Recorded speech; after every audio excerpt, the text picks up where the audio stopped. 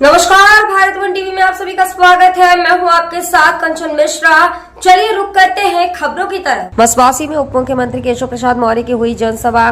सपा और कांग्रेस को expiry date वाली राजनीतिक पार्टियां बताते हुए बोले कि समाजवादी पार्टी अब समाप्तवादी पार्टी हो गई है। सपा को तो प्रत्याशी ही नहीं मिल रहे हैं। समाजवादी पार्टी अब बीमार हो गई है, जबकि भाजपा पूर्ण रूप से स्वस्थ है। लोग बेसब्री से कमल के फूल का बटन दबाने का इंतजार कर रहे हैं। जनता को विकास चाहिए, गुंडागर्दी या भ्रष्टाचार नहीं चाहिए। अब उत्तर प्रदेश बदल रहा है। गरीबों को जन कल्याणकारी योजनाओं का पूर्ण लाभ मिल रहा है। भाजपा का नारा सबका साथ सबका विकास पूर्ण रूप से सही साबित हो रहा है। जनता को डराने धमकाने का काम सपा सरकार में हुआ है। भाजपा ने केवल विकास को ही महत्व दिया है। भाजपा सरकार गुंडागर्दी से मुक्त करने के विकास के पथ पर रामपुर प्रदेश और देश मोदी के नेतृत्व में योगी आदित्यनाथ आगे ले जाने का काम कर रहे हैं। किसान सम्मान निधि, गरीबों को मुफ्त राशन, आयुष्मान कार्ड से 5 लाख रुपए तक का मुफ्त इलाज भाजपा सरकार के बिना भेदभाव के हर वर्ग के लोगों को दिया। जनपद रामपुर के नगर पंचायत मसवासी में 45 मिनट रुके उप मुख्यमंत्री केशव प्रसाद मौर्य। नहीं है यह चुनाव देश को 100 वर्ष आगे ले जाने का चुनाव है और भारत को गरीबी से मुक्त कराने का चुनाव है। तीसरी बार मोदी सरकार बनाने का मतलब विकसित भारत बनाने का चुनाव है। भ्रष्टाचार से मुक्त भारत हो, यह काम कौन कर सकता है? क्या ये सपा और कांग्रेस का इंडी गठबंधन कर सकता है? क्या कर सकता है? क्या बताओ, कर सकता है क्या? ये काम भारतीय जनता पार्टी कर सकती है, माननीय नरेंद्र मोदी जी कर सकते हैं। 10 वर्ष में 2014 में आपने कमल खिलाया था यहां पे, लेकिन 2019 में सपा बसपा का गठबंधन हो गया था और हमें यहां सफलता नहीं मिली। लेकिन जब उपचुनाव आया तो आपने 2019 में हुई हार का बदला लेकर के कमल खिला दिया। मैं आप सबका अभिनंदन करना चाहता हूं। हमारे प्रधानमंत्री जी जो कहते हैं वो करते हैं और उन्होंने जो कहा है वो करके दिखाया है। अगर उन्होंने देश से वादा किया है कि हम विकसित भारत बनाएंगे तो आप विश्वास रखना, विकसित भारत बनेगा। अब आप सब यहां बैठे हो, आप में से लगेगा गांव में जाओगे विकसित भारत का हमें क्या फायदा होगा? विकसित भारत में जैसे आप अभी बहुत सारा वर्णन हमारे माननीय जो पूर्व वक्ताओं ने यहां पर अपना विचार रखा उसमें किया है, लेकिन जो अभी आपने देखा वो तो झांकी है, पूरी पिक्चर बाकी है। पूरी पिक्चर बाकी है। बहुत सारे लोगों की बहुत सारी अपेक्षाएं होंगी। विकसित भारत का मतलब अपेक्षाएं पूरी होंगी, किसानों की समस्याएं दूर होंगी। मेरी माताएं बहनें बैठी हैं, 33% आरक्षण महिलाओं को दिया गया है देश की विधानसभा और लोकसभा में। आने वाले समय में 100 में से 35 महिलाएं लोकसभा और विधानसभा में चुन करके जाएंगी और जैसे अपने परिवार को चलाती हैं और परिवार को आगे बढ़ाती हैं, वैसे देश और प्रदेश को चलाएंगी और देश और प्रदेश को आगे बढ़ाने का काम करेंगी।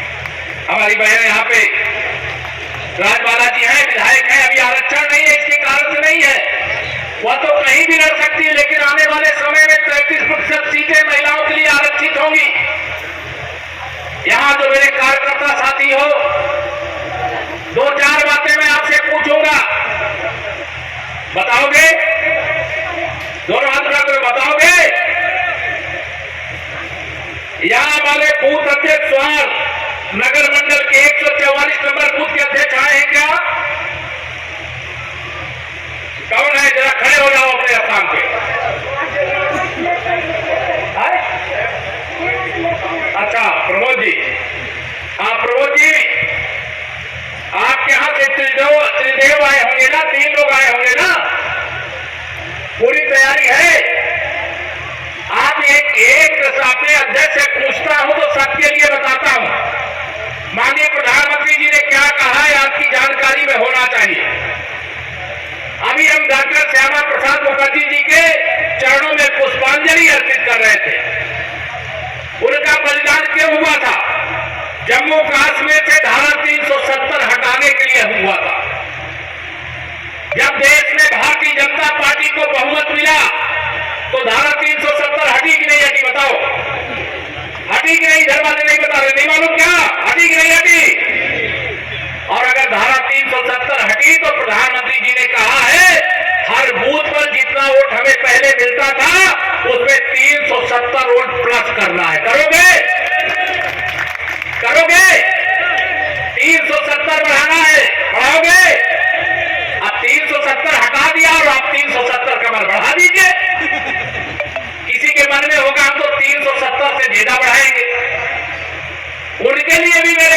सच है।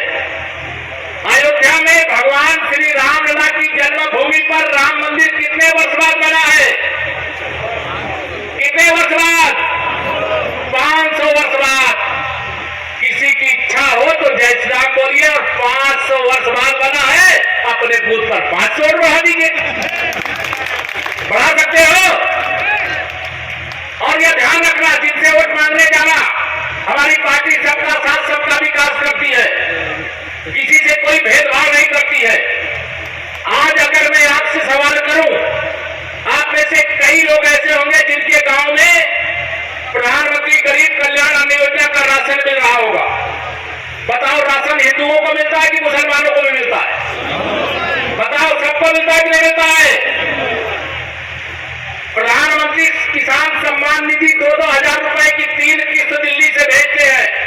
बताइए, केवल हिंदू को मिलती है कि मुसलमानों को भी मिलती है? बताओ, सबको मिलती है।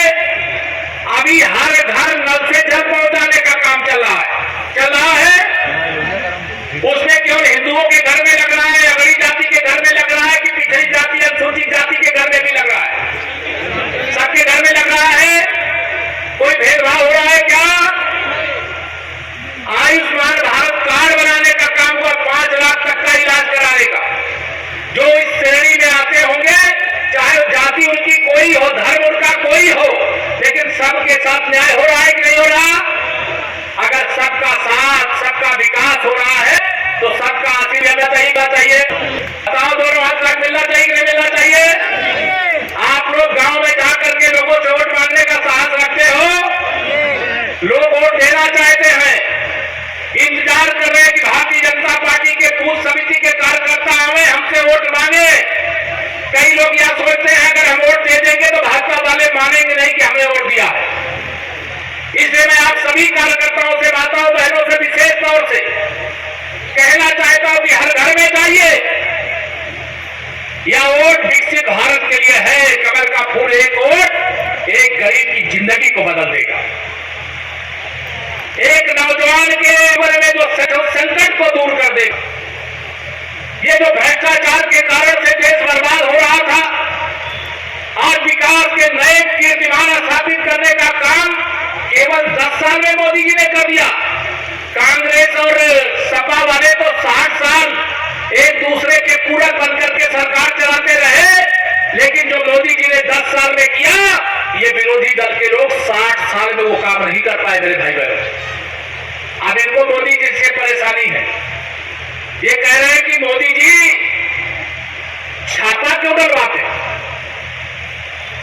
अच्छा, ये बताओ, जिन लोगों ने देश को लूटा है, ये सड़कें तो पहले भी बन सकती थी, बिजली पहले भी 24 घंटे आ सकती थी, जिन किसानों के नलकूप लगे उनको बिना पैसे की बिजली पहले भी दी जा सकती थी, 2-2 हजार रुपए की किसान सम्मान निधि पहले भी दिया जा सकता था, प्रधानमंत्री गरीब कल्याण अन्न योजना का राशन पहले भी मिल सकता था, प्रधानमंत्री आवास पहले भी मिल सकता था, लेकिन पहले नहीं मिल रहा था क्योंकि जो पैसा सरकारी खजाने में आता था वो भ्रष्टाचार की भेंट चढ़ जाता था।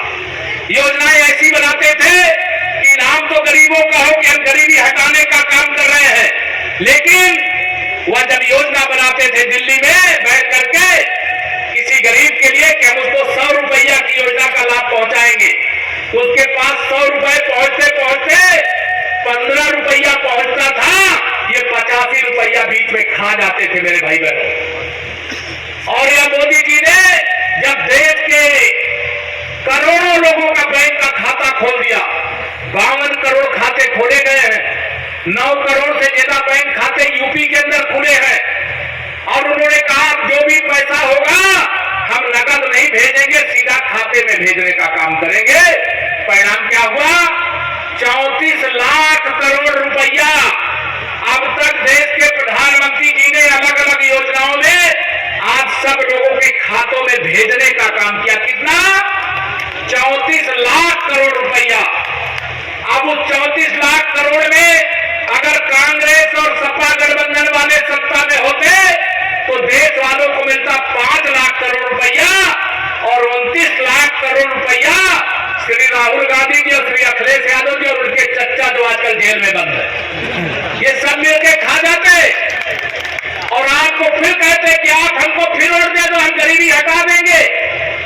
लेकिन अब जनता समझदार हो गई है कि नहीं समझदार हो गई है? अब मोदी जी छापा जब डालते हैं तो ये कहते छापा ना डालो। मोदी जी ने कहा मैंने खाऊंगा और ना खाने दूंगा, और जिसने भी मेरे देश को लूट करके खाया है, जांच करके अगर दोष सही पाया गया तो एक एक पाई वसूल करके देश की भलाई में, गरीब की भलाई में लगा दूंगा। ये मोदी जी का फैसला बताओ करना चाहिए? छापे पड़ने चाहिए कि नहीं पड़ने चाहिए? इधर वाले कह रहे नहीं पड़ने चाहिए। नहीं पड़ने चाहिए क्या? दोनों हाथ उठा